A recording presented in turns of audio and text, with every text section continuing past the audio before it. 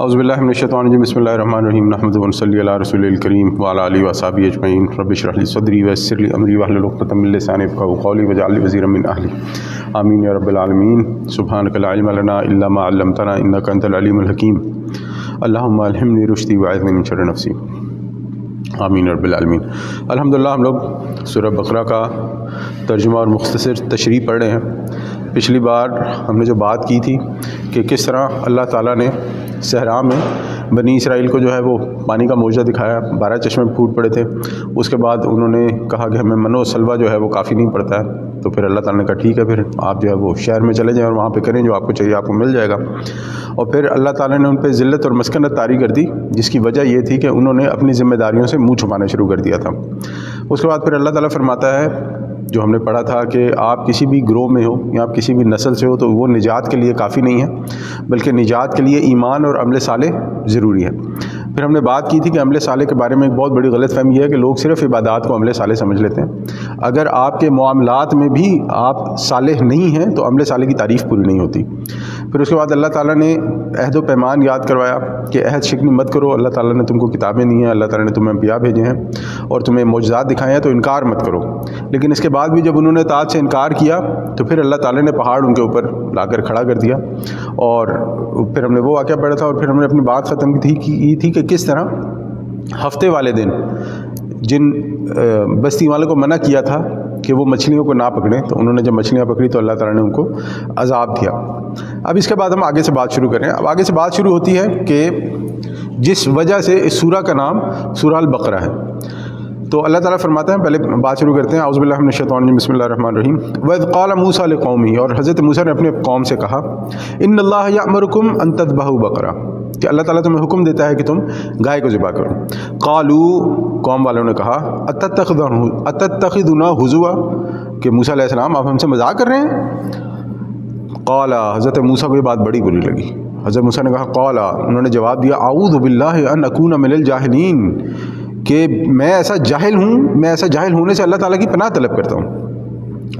اب جیسے ہم نے پہلے بھی بات کی تھی کہ یہاں پر واقعات جو ہیں وہ سیکوینس میں نہیں ہیں، ایسا نہیں ہے کہ پہلے یہ ہوا، یہاں پہ اللہ تعالیٰ واقعات کی طرف اشارہ کر رہا ہے۔ اب یہ جو گائے کو ذبح کرنے کا حکم دیا گیا تو اس کے پیچھے بھی وجہ دی جو قتل تھی، جو ان آیات کے بعد آئے گی، لیکن ہم یہاں پہ پہلے بات کر لیتے ہیں۔ ہوا یہ تھا کہ بنی اسرائیل میں ایک شخص تھا عمیل نامی، جو بڑا ہی مالدار تھا، اسے قتل کر دیا گیا۔ اس کی کئی روایات ملتی ہیں، ہم اس ڈیٹیل میں نہیں جاتے۔ بہرحال ہوا یہ کہ کہتے ہیں کہ اسے اس کے بھتیجوں نے قتل کر کے جنگل میں پھینک دیا یا کسی اور بستی میں پھینک دیا، اور پھر اس کے بعد اس قتل کا مدعا کسی اور پہ ڈالنے کی کوشش کی۔ اب جب ایسا معاملہ ہوا تو ہر چیز کنفیوز ہو گئی، کوئی پتہ نہیں لگ رہا تھا کہ قاتل کون ہے، کس وجہ سے قتل کیا، کیا ہوا، اور بات یہاں تک پہنچ گئی کہ لوگوں کے درمیان اس کی وجہ سے جھگڑا شروع ہو گیا، ایک دوسرے سے لڑائی شروع ہو گئی۔ تو یہ قضیہ جو ہے وہ حضرت موسیٰ علیہ السلام کے پاس پہنچا۔ جب حضرت موسیٰ علیہ السلام کو یہ بات بتائی گئی تو حضرت موسیٰ نے اللہ تعالیٰ سے دعا کی، تو اب اللہ تعالیٰ نے کہا کہ بھئی انہیں بولو کہ یہ ایک گائے کو ذبح کریں۔ اب یہاں پر ایک سوال یہ پیدا ہوتا ہے کہ گائے ہی کیوں؟ اللہ تعالیٰ نے انہیں گائے ہی ذبح کرنے کا حکم دیا، کوئی اور جانور بھی ہو سکتا تھا۔ اب یہاں پر یہ بات ہمارے ذہن میں رہنی چاہیے کہ گائے جو ہے وہ بنی اسرائیل کی دکھتی رگ تھی، جس پر اللہ تعالیٰ نے، آپ یہ سمجھیں کہ ان کی دکھتی رگ پر ہاتھ رکھنے کے مترادف تھا جب اللہ تعالیٰ نے یہ کہا کہ گائے کو ذبح کرو۔ اب ہوا یہ تھا کہ جیسے ہم نے پہلے بھی پڑھا ہے کہ جب حضرت موسیٰ علیہ السلام کوہ طور پر گئے تھے تو انہوں نے پیچھے سے بچڑا بنا لیا تھا، تو اب یہ گائے کی ایک محبت جو ہے وہ ان کے دل میں کہیں نہ کہیں پر تھی، اور اس کے بارے میں وہ کھل کر اظہار بھی نہیں کرتے تھے۔ اور اس کی ایک وجہ یہ بھی بتائی جاتی ہے کہ جب وہ لوگ وہاں پر تھے، مصر میں تھے اور فرعون کی غلامی میں تھے، تو وہاں پر جو وہ لوگ تھے جو فرعونی تھے، وہاں پر بھی ان کے پاس گائے کا بڑا تقدس پایا جاتا تھا، اور اسی طرح جو ان کے آس پاس کے لوگ تھے، قبیلے تھے، وہ لوگ بھی گائے کو بڑی تقدس کی جو ہے نا بڑی ہولی اس سے سمجھتے تھے۔ تو ان کے ذہن میں یا ان کے دلوں میں بھی یہ تھا کہ شاید گائے جو ہے وہ کوئی بڑی ہی نا اللہ کی طرف سے کوئی بڑا ہی مقدس قسم کا جانور ہے۔ اور ہم یہ جانتے ہیں، یہاں پر یہ بات ہم وہ کرتے ہیں کہ ہم دین میں، اسلام میں ہولی نام کی چیز کوئی ایگزسٹ نہیں کرتی ہے۔ اب ہم لوگ قرآن کو بھی ہولی قرآن کہتے ہیں، لیکن قرآن نے اپنے آپ کو ہولی کہیں نہیں کہا، یعنی کتاب المقدس قرآن نے اپنے آپ کو کہیں نہیں کہا۔ قرآن حکیم ہے، قرآن مجید ہے، قرآن فرقان ہے، یعنی مختلف ہیں، لیکن ہولی والا کانسیپٹ نہیں ہے۔ ہولی والا کانسیپٹ جو ہے نا، یہ مسلمانوں میں بڑا کنفیوزنگ قسم کا ہے۔ جیسے جو ہے وہ جو مسلمانوں کا جھگڑا ہوتا ہے اسے ہولی وار کہہ دیا جاتا ہے۔ اسلام میں ہولی وار قسم کا کوئی تصور نہیں ہے، کوئی ایسی چیز نہیں ہے کہ کوئی وار ہے اور وہ ہولی ہے، ایسا کچھ نہیں ہے۔ اسلام میں یہ تقدس والا معاملہ جو ہے یہ بیسیکلی دوسرے ادیان سے لیا گیا ہے۔ اسلام میں اس کا کوئی ایسا کانسیپٹ نہیں ہے جو دوسرے ادیان میں پایا جاتا ہے۔ بہرحال گائے کو ذبح کرنے کا جو وجہ تھی وہ یہ تھی کہ ان کے اندر گائے کا تقدس صلاحیت کر گیا تھا، اگر ہم مشکل اردو میں بولیں، یعنی ان کے لیے گائے جو ہے وہ ایک بہت ہولی کریچر ہو گیا تھا۔ اور اللہ تعالیٰ نے کہا ہاں بھئی اب ایسا ہے کہ اب یہ جو واقعہ ہوا ہے اس کے اگر آپ آنسر چاہتے ہو، آپ چاہتے ہو کہ یہ مقتول جو ہے جس کو قتل کیا گیا ہے یہ پتہ لگے کہ اسے کس نے مارا ہے، تو اب آپ کو گائے ذبح کرنی ہوگی۔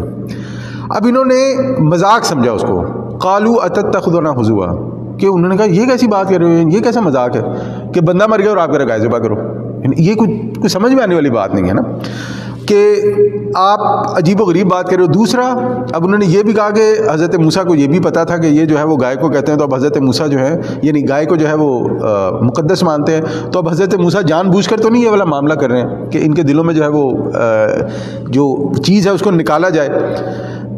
اور تیسری وجہ یہ تھی کہ اللہ تعالیٰ انہیں یہ دکھانا چاہتا تھا کہ اللہ تعالیٰ کے بعد اللہ تعالیٰ کے پاس انسان کے مرنے کے بعد اسے دوبارہ زندہ کرنا کوئی بڑا معاملہ نہیں ہے، اللہ تعالیٰ ہر چیز پہ قادر ہے۔ اس وجہ سے دین کے معاملے میں جب انہوں نے مذاق کا لفظ استعمال کیا تو حضرت موسیٰ علیہ السلام کو یہ بات بہت ہی بری لگی، اور حضرت موسیٰ نے اسی لیے جو ہے فوراً جواب دیا اعوذ باللہ، کہ میں اللہ کی پناہ چاہتا ہوں ان اکون من الجاہلین، کہ میں جاہلوں میں سے ہو جاؤں۔ یعنی دین کے معاملے میں مذاق کرنا یہ جہالت تصور کیا جاتا ہے۔ اور ہمارے یہاں آج آپ دیکھیں کہ ایک بہت بڑا مسئلہ یہ ہو گیا ہے، یعنی کہ اللہ تعالیٰ معاف فرمائے، بہت بڑا یہ مسئلہ ہو گیا کہ دین کے احکامات کے مذاق پر جو ہے وہ لطیفے بنائے جاتے ہیں، جنت پہ لطیفے بنائے جاتے ہیں، جہنم پہ لطیفے بنائے، یعنی یہ جنت اور جہنم کا وہ مقام ہے کہ جب نبی صلی اللہ علیہ وسلم جہنم سے پناہ مانگتے تھے تو ان کی آنکھیں جو ہے وہ آنسو سے تر ہو جاتی تھیں۔ جب نبی اکرم صلی اللہ علیہ وسلم تہجد میں اٹھ کے اپنی امت کے لیے مغفرت طلب کرتے تھے، بخشش طلب کرتے تھے، تو وہ رونا شروع کر دیتے تھے۔ اور آج ان کے مسلمان نے دین کے ان احکامات کو، دین کی ان باتوں کو اتنا ہلکا لے لیا کہ وہ مذاق میں معاملات کو خراب کر دیتا ہے۔ اب آگے اللہ تعالیٰ نے جب ان کے پاس یہ آ گیا، انہیں پتہ لگ گیا کہ بھئی نہیں، مذاق والا معاملہ نہیں ہے، معاملہ بڑا سیریس ہے۔ یہاں پر جو ہے وہ حضرت موسیٰ علیہ السلام نے بھی جو ہے انہوں نے بھی ہمیں جو ہے بیسیکلی ڈانٹ دیا ہے کہ تم کیسی فضول جو ہے نا اور گھٹیا بات کر رہے ہو کہ دین کے معاملے میں مذاق۔ اب اگر وہ چاہتے کوئی بھی گائے پکڑتے اور ذبح کر دیتے، لیکن اب انہوں نے راہ فرار اختیار کی۔ اب یہاں پہ ہمیں بھی اپنی بات ذہن میں رکھنی ہے کہ جو میں عموماً جس بات کی طرف اشارہ کرتا ہوں کہ جو دین میں جو اپنے دین میں پک اینڈ چوز کرتا ہے وہ پھنس جاتا ہے۔ اب انہوں نے بھی یہاں پہ راہ فرار اختیار کرنے کی کوشش کی، انہوں نے بھی سوچا کہ ہم کچھ کرتے ہیں کہ شاید نکل ہی جائیں کس طرح اس سے۔ تو کیا ہوا، قالوا ادع لنا ربک یبین لنا ما ہی، انہوں نے کہا کہ اپنے رب سے ذرا دعا کرو اے موسیٰ علیہ السلام کہ وہ واضح کرے کہ یہ گائے کیسی ہو، کوئی تفصیل بیان کرو، گائے تو اتنی ساری ہیں، کون سی گائے؟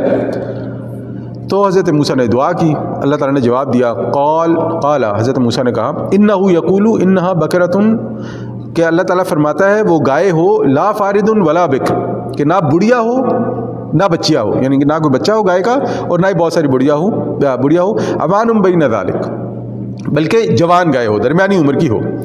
اور پھر اس کے بعد حضرت موسیٰ نے کیا کہا، فَفْعَلُوا مَا تُؤْمَرُونَ، اب جو اللہ تعالیٰ حکم دے رہے کر جاؤ۔ اب حضرت موسیٰ بھانپ گئے، اور ظاہر بات ہے ان کی قوم تھی، وہ جانتے تھے کہ کہاں سے آئے ہیں۔ حضرت موسیٰ نے ان کے سوال کا جواب دیا اور کہا دیکھو بس اب بلا وجہ کے سوال نہ کرو، اب جو اللہ تعالیٰ نے حکم دیا وہ کر جاؤ۔ لیکن آگے بھی تو وہ کھڑے تھے نا، مسلمان ہی کھڑے تھے اس وقت کے، اور مسلمان اور ایک بات پہ مان جائے، انہوں نے کہا نہیں یہ جو ہے نا یہ معاملہ ابھی ہماری جو ہے نا وہ نکلنے کا کوئی رستہ دریافت نہیں ہو رہا ہے، ابھی مزید ٹال مٹول سے کام لیتے ہیں، مزید جو ہے نا کچھ کرتے ہیں۔ اور یہاں پہ دیکھیں جو نافرمانی انہوں نے کی، آج کے مسلمان میں وہی نافرمانی رگ رگ میں اس کے بھری ہوئی ہے۔ آپ اگر ان کو بولیں کہ مثال کے طور پہ اللہ تعالیٰ زکوٰۃ کا حکم دیتا ہے تو وہ جو ہے نا ہر قسم کے دنیا کا مسئلہ اپنے اوپر طاری کر لیں گے، ہمارا تو گھر مارگیج پہ ہے، ہم نے تو گاڑی بینک سے لی ہوئی ہے، ہمارے پاس تو جو ہے 5 ملین کا لون ہے، ہمارے پہ 1 ملین کا لون ہے۔ اچھا اور وہ لون کس لیے ہے؟ وہ لون ہے اپنی عیاشیوں کے لیے۔ عیاشی تو نہیں کہنا چاہیے، یعنی ذرا وہ لفظ ہے کیا اسے کہتے ہیں، بڑا بھاری لفظ ہے، لیکن وہ ساری اپنی لگژریز کے لیے لون نہیں ہے نا، یعنی 5-5 ہزار کے موبائل رکھے ہوئے ہیں, وہ 5-5 ملین کے گھر لیے ہوئے ہیں, 2-2 جو ہے نا وہ ملین کی گاڑیاں لی ہوئی ہیں. ضرورت نہیں ہے اس کی, اس کے بغیر زندگی گزر سکتی ہے. اگر آپ افورڈ کر سکتے ہیں تو اچھی بات ہے, لیکن افورڈ نہیں کر سکتے تو وہ دوسروں کا منہ لال ہے تو اپنا تھپڑ مار کے مت کریں. اب یہ والے مسائل اٹھا کے مولوی صاحب کے پاس آ جائیں گے, ہاں جی مولوی صاحب جس پہ قرضہ ہو اس کا زکوٰۃ کا کیا حکم ہے. اب وہ مولوی بیچارہ جسے نہیں پتا تو وہ تو یہی کہتا ہے کہ ظاہری بات ہے مخلوط زکوٰۃ نہیں دیتا, لیکن یہ والا قرض جو ہے یہ اس قرض سے مختلف ہے جس پہ آپ کا قرضہ نہیں ہوتا. ہاں بہرحال وہ معاملہ کہیں سے کہیں نکل گیا. بات کرنے کا مقصد یہ ہے کہ جو وہ معاملہ کر رہے تھے کٹ حجتی کا, جو وہ نافرمانی والا معاملہ کر رہے تھے, آج کا مسلمان بھی یہی کرتا ہے کہ جب اللہ تعالیٰ نے حکم دیا کرو تو وہ ساتھ ہی جو ہے نا وہ ہر قسم کے جو ہے نا وہ ریڈ فلیگز کھڑے ہو جاتے ہیں. اچھا تو میرا تو یہ بھی مسئلہ ہے, میرے تو ابھی بچوں کی شادی نہیں ہوئی ہے, میں نے تو ابھی حج بھی نہیں کیا ہے, اور میں نے تو یہ بھی نہیں کیا ہے. اب انہوں نے بھی یہی معاملہ اختیار کیا اور ساتھ ہی دوسرا سوال داغ دیا. کہا قالو, انہوں نے کہا اپنے رب سے پوچھو, قالو ادع لنا ربک یبین لنا ما لونھا. اچھا اپنے رب سے دعا کریں اور ذرا واضح کریں کہ اس کا رنگ کیسا ہو. اب یہ بھی جو ہے نا جسے کہتے ہیں بلا وجہ کے وہ کرنے, فضول قسم کی باتیں نکالنا. حضرت موسیٰ نے پھر دعا کی, اللہ تعالیٰ نے پھر جواب دیا. قال, حضرت موسیٰ نے فرمایا, قال انہ یقول انہا بقرۃ صفراء. حضرت موسیٰ نے فرمایا کہ دیکھو اللہ تعالیٰ کہہ رہا ہے کہ وہ سنہری رنگ کی گائے ہو, زرد رنگ کی گائے ہو. اب زرد رنگ کی گائے جو ہے نا وہ مذاق نہیں ہوتا. یعنی ایک تو گائے جو ہے نا وہ ایک آلریڈی ریسٹرکشن لگ گئی کہ جوان ہو, دوسری ریسٹرکشن اب لگ گئی کہ وہ سنہری رنگ کی ہو.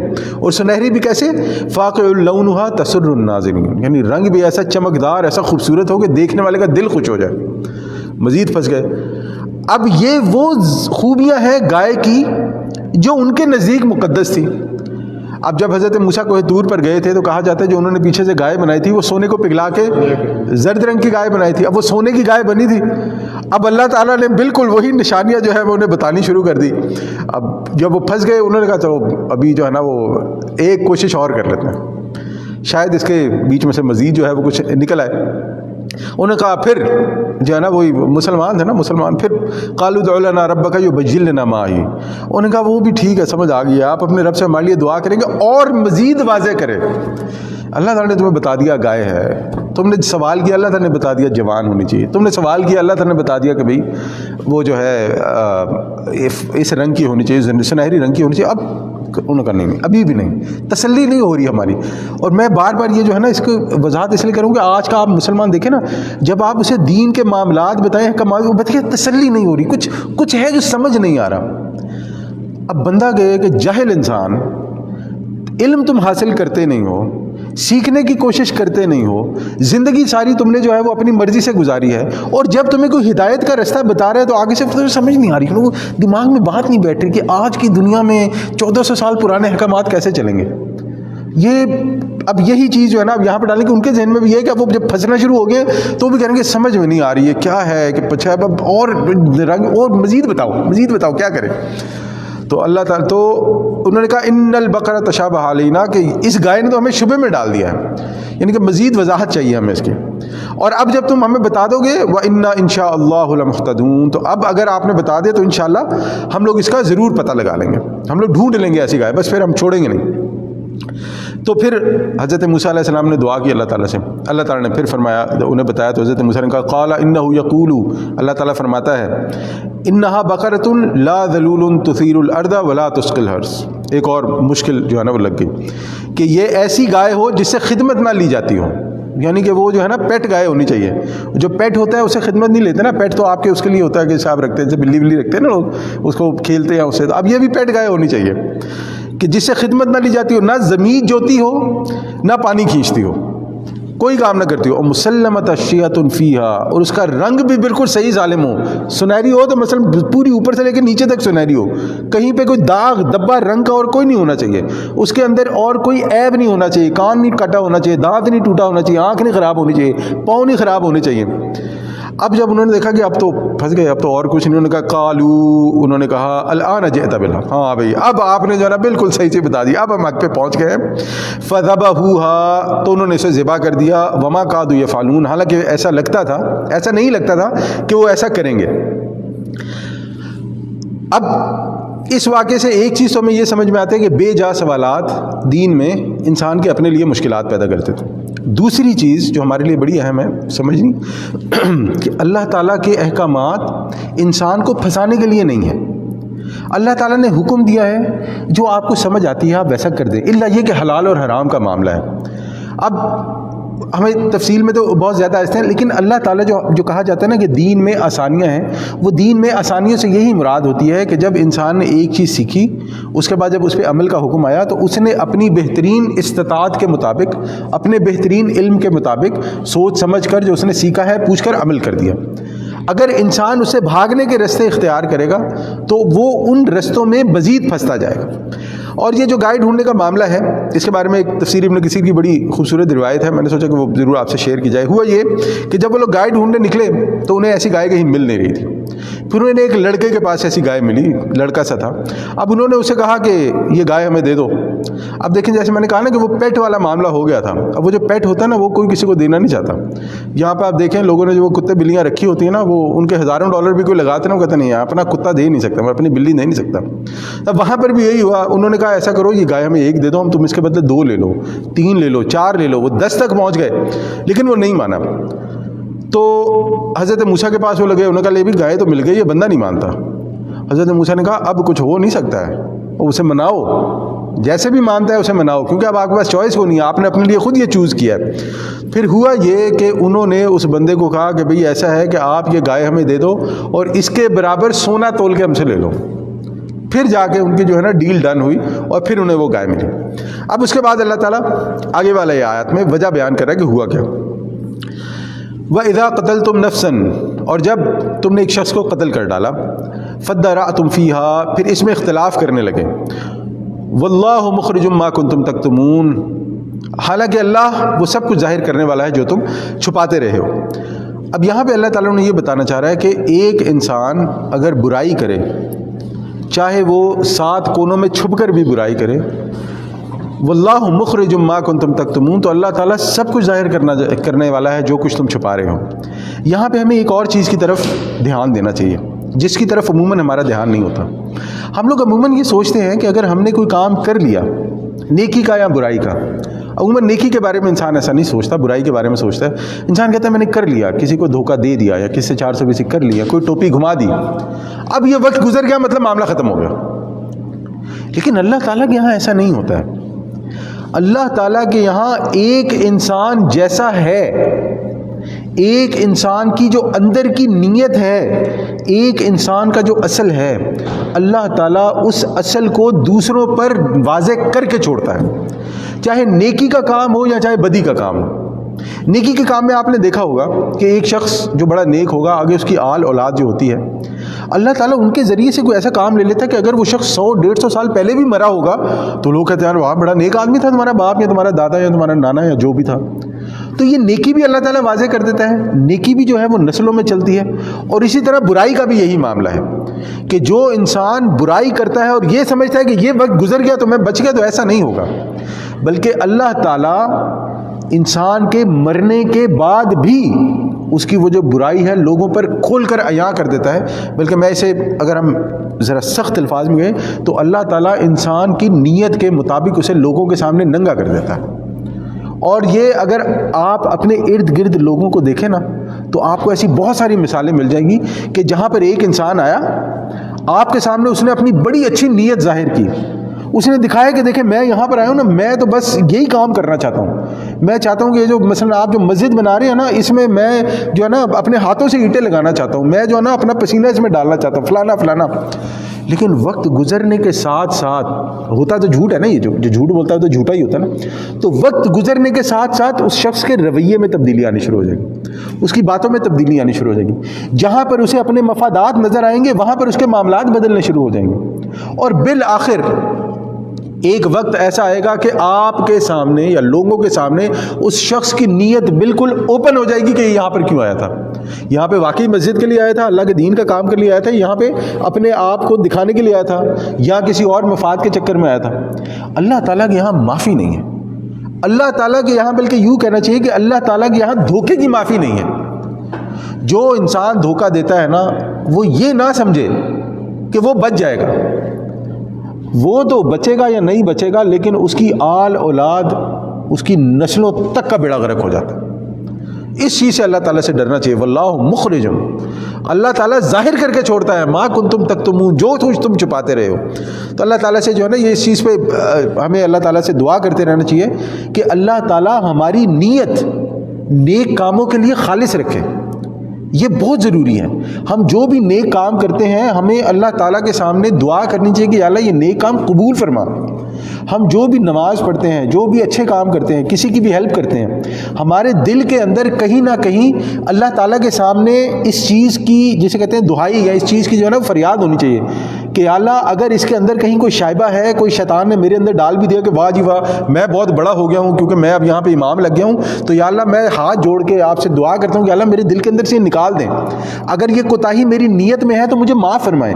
اللہ تعالیٰ کو جھکنے والے پسند ہیں، جو نیکی جھک کے نیکی کرے گا اللہ تعالیٰ اس کی نیکیوں کو نا، وہ جیسے اللہ تعالیٰ فرماتا ہے نا سورہ بقرہ کی، میرے ذہن میں آیت نمبر نہیں ہے، کہ نیکی ایسی ہے کہ گویا ایک انسان ایک بیج، ایک جو ہوتا ہے نا وہ سیڈ، وہ زمین میں بوتا ہے، پھر اسے ایک پودا نکلتا ہے اور اس میں 7 بالیاں ہوتی ہیں اور ہر بالی میں 100 دانے ہوتے ہیں۔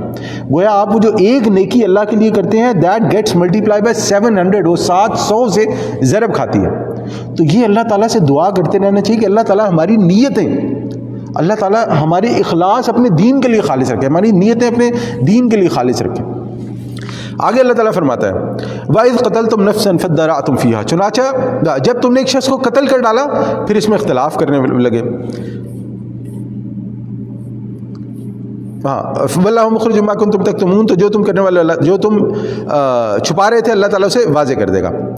اب جب یہ ہوا تو اب اللہ تعالیٰ آگے فرما رہے ہیں کہ واضح کیسے ہوا، وہ جو قتل والا معاملہ ہوا جو انہوں نے واضح کیا وہ کیسے ہوا۔ فَقُلْ نَضْرِبُوهُ بِبَعْضِهَا، ہم نے کہا اس گائے کا ایک ٹکڑا مقتول کے جسم پہ لگا دو۔ كَذَلِكَ يُحْيِي اللَّهُ مَوْتَى، اس طرح اللہ تعالیٰ مردوں کو زندہ کرتا ہے۔ وَيُرِيكُمْ، اور تمہیں دکھاتا ہے آیات ہی اپنی آیات، لَعَلَّكُمْ تَعْقِلُونَ، تاکہ تم سمجھو۔ اب ہوا یہ کہ جب وہ قتل ہو گیا اور حضرت موسیٰ نے کہا کہ گائے ذبح کرنی ہے، ان کو یہ بات سمجھ نہیں ہے، انہوں نے کہا یہ کیا مذاق ہے کہ بندہ مر گیا اور آپ کہتے ہو گائے ذبح کرو، گائے بتائے گی ہمیں کیسے ہونا ہے۔ پر وہ معاملہ پورا چلا، انہوں نے گائے خریدی، اس کو خریدا، اس کو ذبح کیا، اور اب کہا جاتا ہے اس کے مختلف حصے تھے، کوئی کہتا ہے دم تھی، کوئی کہتا ہے زبان لگائی، کوئی کہتا ہے سر لگایا، اللہ عالم جو بھی لگایا۔ ہوا یہ کہ انہوں نے اس گائے کا ایک حصہ جب اس مقتول کو لگایا تو وہ کچھ دیر کے لیے زندہ ہو گیا اور اس نے بتایا کہ یہ فلانا بندہ میرا قاتل ہے، اور اس کے بعد وہ مر گیا۔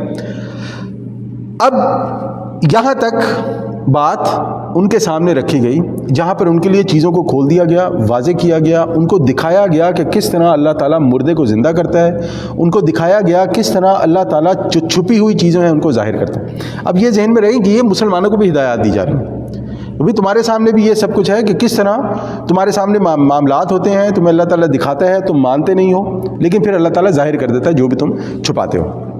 اب یہ جو آگے آیات آ رہی ہیں یہ بڑی سخت آیات ہیں۔ یہ آیات پہلے ہم اس کا ترجمہ کرتے ہیں اور پھر اس کے بعد جو ہے نا ان آیات پہ بات کریں گے۔ اللہ تعالیٰ فرماتا ہے ثم قست قلوبکم، اس کے بعد تمہارے دل سخت ہو گئے پتھر جیسے، من بعد ذالک، اس کے بعد تمہارے دل سخت ہو گئے، فہی کالحجارۃ او اشد قسوہ او اشد قسوہ، پھر اس کے بعد تمہارے دل پتھر جیسے بلکہ اس سے بھی زیادہ سخت ہو گئے۔ اور پھر اس کے بعد اللہ تعالیٰ یہ فرمانے کے بعد بتاتا ہے کہ پتھر تمہارے یعنی کہ تمہارے دل کتنے سخت ہو گئے۔ وَإِنَّ مِنَ الْحِجَارَةِ لَمَا يَتَفَجَّرُ مِنْهُ الْأَنْهَارُ، کہ بے شک پتھروں میں سے کچھ ایسے بھی ہیں جن سے نہریں پھوٹ پڑتی ہیں۔ وَإِنَّ مِنْهَا لَمَا يَشَّقَّقُ فَيَخْرُجُ مِنْهُ الْمَاءُ، اور بے شک ان میں ایسے بھی ہیں کہ جو پھٹ جاتے ہیں اور ان میں سے پانی نکل آتا ہے۔ وَإِنَّ مِنْهَا لَمَا يَحْبِطُ مِنْ خَشْيَةِ اللَّهِ، اور بے شک ان میں سے کچھ پتھر ایسے بھی ہیں جو اللہ تعالیٰ کے خوف سے گر پڑتے ہیں۔ 3 قسم کے پتھر بیان کیے۔ وَمَا اللَّهُ بِغَافِلٍ عَمَّا تَعْمَلُونَ، اور اللہ تعالیٰ سے بے خبر نہیں ہے جو کچھ تم کر رہے، یعنی کہ اللہ تعالیٰ انہیں بتا رہا ہے کہ دیکھو تمہارے پاس انبیاء آتے رہے، کتابیں دی گئیں، تم لوگوں کو معجزات دکھائے گئے، بندہ مر کے تمہارے سامنے زندہ ہو گیا، لیکن تم لوگ کیسے ہو، یعنی کہ تمہارے دل میں کیا ہے کہ تمہارے دل ان پتھروں سے بھی سخت ہو گئے ہیں کہ جو پھٹ جائیں ان میں سے پانی نکل آئے، کہ کچھ پتھر ایسے ہیں جن میں سے ویسے ہی پانی نکل آئے، کچھ پتھر ایسے ہیں جو اللہ تعالیٰ کی خشیت سے گر جاتے ہیں، لیکن تم انسان، تمہارے سامنے نبی ہے، تمہارے سامنے معجزات ہیں، تمہارے سامنے مرا بندہ زندہ ہو گیا، لیکن تمہیں سمجھ ہی نہیں آ رہی بات کی۔ اب یہاں پر ایسا سوچنے والی بات ہے کہ ہوتا کیوں؟ اب ان کے ساتھ وہ جو ہوا آج کا اگر ہم مسلمان دیکھیں تو اس کا دل اتنا سخت دین کی طرف سے کیوں ہو جاتا ہے؟ اس کا دل لوگوں کی طرف سے اتنا سخت کیوں ہو جاتا ہے؟ اس کی وجہ یہ ہوتی ہے کہ جب اللہ تعالیٰ ایک انسان کو حکم دیتا ہے کچھ کرنے کا اور وہ شخص اس حکم کو پورا کرنے کی بجائے اس میں سے ہیل، حجت، جسے بہانہ سازی کہتے ہیں، یہ نکالنے شروع کرتا ہے، تو پھر اس کے دل کو اللہ تعالیٰ آہستہ آہستہ سخت کر دیتا ہے۔ انسان جب گناہوں میں ملوث ہوتا ہے تو اس کے دل کو اللہ تعالیٰ سخت کر دیتا ہے۔ نبی صلی اللہ علیہ وسلم کی ایک بڑی مشہور حدیث ہے نا کہ جب انسان گناہ کرتا ہے تو اللہ تعالیٰ اس کے دل پر ایک سیاہ دھبا لگا دیتا ہے۔ اگر وہ توبہ کرے تو وہ دھبا اس کے دل سے جو ہے وہ صاف ہو جاتا ہے، اگر توبہ نہ کرے تو گناہ کرتا جائے تو ایک دن ہوتا ایسا ہے کہ اس کے پورے کا پورا دل سیاہ ہو جاتا ہے۔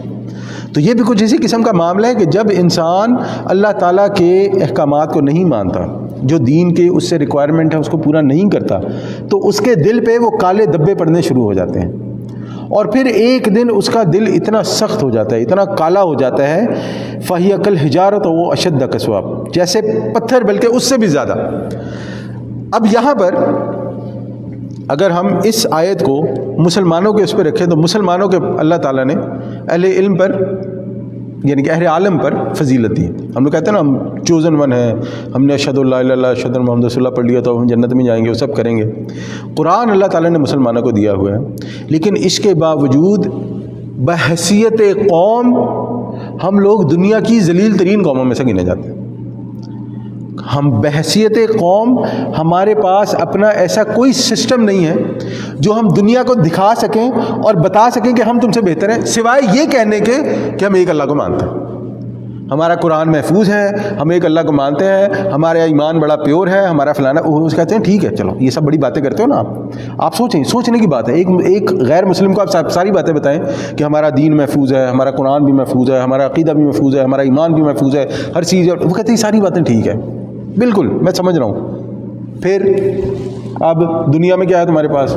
کوئی ایک جگہ دکھا دو جہاں پہ یہ ساری چیزیں تم کہہ رہے ہو اس کے مطابق ہو، کوئی ایک جگہ دکھا دو جہاں اپنا اسلامک فائنینشیل سسٹم میں دکھا دو کہاں پہ تم لوگوں نے رائج کیا ہوا ہے، اپنا کوئی پولیٹیکل سسٹم بتا دو جس کے تحت تم لوگ اپنے اس دنیا میں رہتے ہو، جس کے ذریعے سے تمہارے لیڈر جو ہے وہ فیصلے کرتے ہیں کہ ہم نے یہ کرنا ہے یہ نہیں کرنا ہے۔ کوئی اپنا سوشل جسٹس سسٹم ہی بتا دو جہاں پہ تمہارے پاس یہ کیا ہے تمہارے پاس۔ ایک غیر مسلم جب آپ سے یہ سوال کرتا ہے تو مسلمان کے پاس سوائے شرمندہ ہونے کے یا ڈھیٹ ہونے کے تیسرا کوئی جواب نہیں، کوئی جواب نہیں ہے۔ اس کی وجہ کیا ہے؟ اس کی وجہ یہ ہے کہ ہم نے ان تمام چیزوں کو نا کہ قرآن محفوظ ہے، ایمان محفوظ ہے، عقیدہ، ان تمام چیزوں کو ہم لوگ شیلڈ کے طور پہ یوز کرتے ہیں۔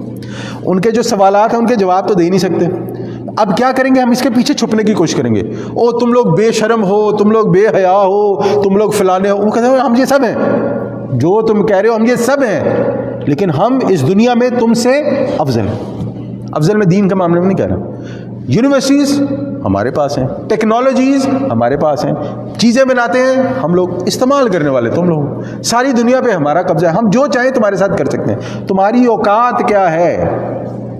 کیا ہے ہماری اوقات؟